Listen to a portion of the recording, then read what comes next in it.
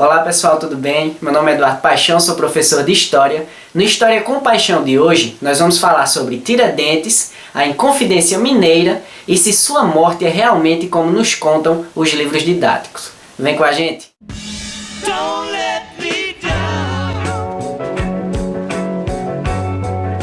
Dia 21 de abril, feriado nacional, dia da Inconfidência Mineira, ou seja, quando ocorreu lá em 1789.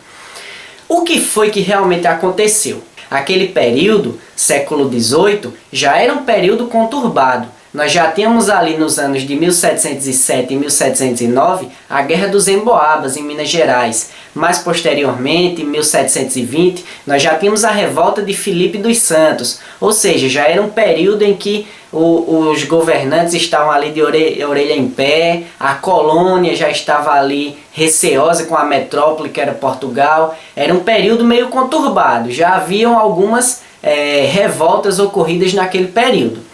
E aí vai se destacar uma pessoa que é considerada hoje herói nacional a partir da proclamação da República. Essa figura histórica é chamada de Tiradentes, é o Joaquim José da Silva Xavier. Mas quem realmente era o Tiradentes? Tiradentes era um homem comum. Ele chegou a ser dentista, comerciante, chegou a ser tropeiro, ele também era militar, mas ele se destacou mais ainda sendo um ativista político. E aí talvez você se pergunte como, por que, se já havia tantas revoltas, por que Tiradentes como é que eu posso dizer, ficou reconhecido naquele período? Vamos lá. Primeiramente, nós temos algumas motivações que fizeram acontecer essa Inconfidência Mineira. Vamos primeiro pensar no nome. Inconfidência. Inconfidência vem daí um cheirinho de traição, inconfidente. Por quê? Será que Tiradentes foi traído? Ou será que Tiradentes foi o traidor? Vamos lá. Primeiramente, naquele período de 1789, o reino de Portugal era através da rainha Maria I, posteriormente conhecida como Maria a Louca. Enfim, foi atribuído esse apelido, esse nome a ela. Então, o que acontece? A cobrança de impostos estava enorme. Os tributos, a forte opressão de Portugal em cima da colônia estava acontecendo. E é óbvio que os moradores não estavam de bom grado. Então qual foi a saída? Eles não tinham a intenção de libertar toda a colônia brasileira. Ou seja, Tiradentes reuniu algumas pessoas e não tinha a intenção de libertar todo o Brasil. Até porque não se tinha uma noção de que era Brasil, porque a colônia ainda não tinha essa essência patriota. Então, a princípio, ele apenas queria libertar Minas Gerais. Então, naquele momento, não existia uma identidade nacional. É bom que você anote isso, é bom que você lembre-se disso. A forma de governo escolhida foi estabelecida através de quê? De uma república, inspirada pelos ideais iluministas. E você pode observar esses ideais iluministas na própria bandeira de Minas Gerais. Observe aí o triângulo e essa frase que vocês observam que ela não está em português, mas a tradução diz liberdade, ainda que tardia. É importante lembrar uma característica muito esclarecedora, é que eles não tinham nenhuma intenção de libertar os escravos, uma vez que muitos participantes desse movimento da Inconfidência Mineira já eram detentores dessa mão de obra. Então para eles pouco importava, não se era algo desejado, tá bom? Com a dívida dos impostos, a coroa portuguesa teve uma atitude. Ou seja, se a gente está cobrando os impostos, você não paga imposto, qual vai ser a minha atitude? Vai ser justamente a atitude da derrama. E o que seria isso? Em resumo, confiscação de bens. Ou seja, se eu tinha minha propriedade, automaticamente ela vai ser confiscada pelo reino de Portugal. Simples e prático e dessa forma, sem mais delongas. Ou seja, era uma atitude muito injusta, mas era uma atitude que Portugal tinha para que o morador da colônia não viesse a atrasar ou não pagar os impostos. Então, militares, clérigos, proprietários rurais, entre outras classes, começaram a se reunir.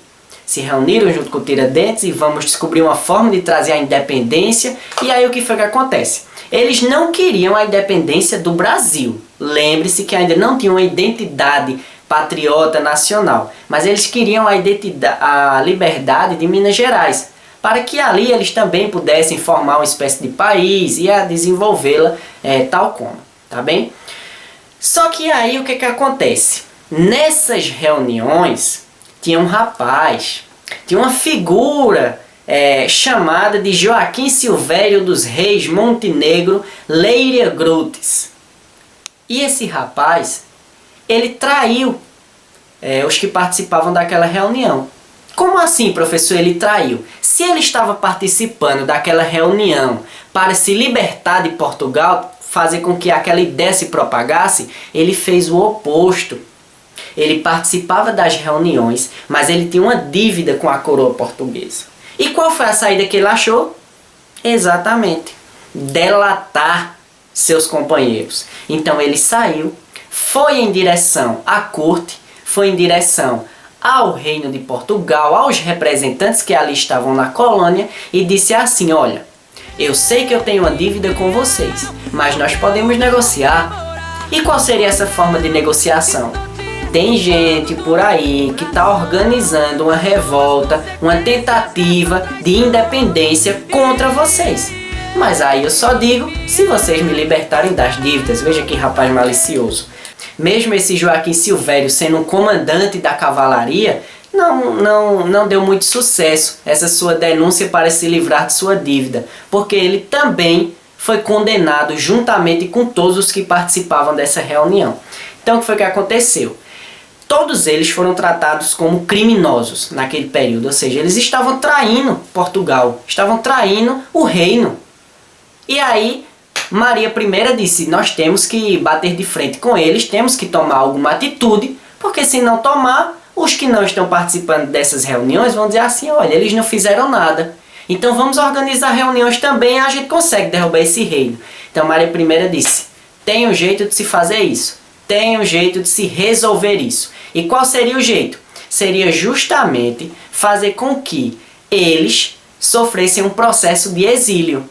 E como era chamado esse processo de exílio? Esse processo de exílio foi chamado justamente de degredo. Ou seja, eles foram degredados daqui da nossa colônia, né? Que até então era colônia. Menos o mais pobre. E quem era o mais pobre? Tiradentes. E segundo o livro didático, vai dizer que Tiradentes, em meio a todas aquelas pessoas que estavam ali reunidas, foi enforcado. Mas antes dele ser enforcado, segundo alguns relatos, ele disse: jurei morrer pela independência do Brasil. Cumpro a minha palavra. Tenho fé em Deus e peço que ele separe o Brasil de Portugal.